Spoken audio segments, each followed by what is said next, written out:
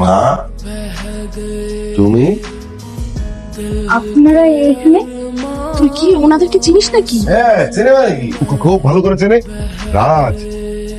Speechless বাবা। হ্যাঁ না মানে আপনাদের যদি কোনো আপত্তি না থাকে আমরা একটু নিজেদের মধ্যে কথা বলতে পারি একটু আলাদাভাবে মানে।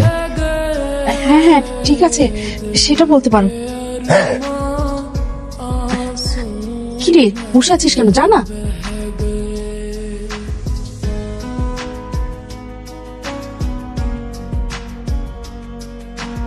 কি হলো আমি না ঠিক বুঝতে পারছি না। একটা চিমটি কাটো প্লিজ।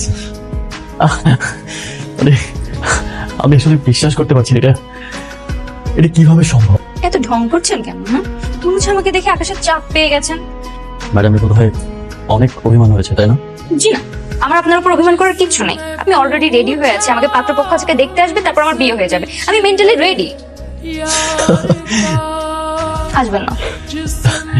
ট্রাস্ট মি, আমি আসলে বাবার জোড়াজুড়িতে আর পারিনি, এতটা ফোর্স করেছে আমায়। আর ফুপুর কথা রাখা ছিল। এনিওয়ে আমি আর একটা মিনিট সময় নষ্ট করতে চাই না।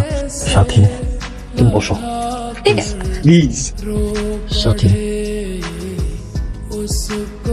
তুমি যেদিন থেকে আমার জীবন থেকে চলে গেছো আমার জীবনটা এলোমেলো হয়ে গেছে, সবকিছু তছনছ হয়ে গেছে। ট্রাস্ট মি, তুমি আমার লাইফে একটা রঙিন প্রজাপতি। আমি তোমায় অনেক ভালোবাসি। ডাক্তার মশাই হঠাৎ করে এত কাব্যিক হয়ে গেল কি করে? ম্যাডাম প্রেমে পড়লে সবাই একটু একটু কাব্যিক হয়ে যায়। আপনি তো দেখছি কমপ্লিট প্যাকেজ। হ্যাঁ, কমেডি উইথ কমপ্লিট কেয়ার। আরো আছে। Will you be my permanent patient?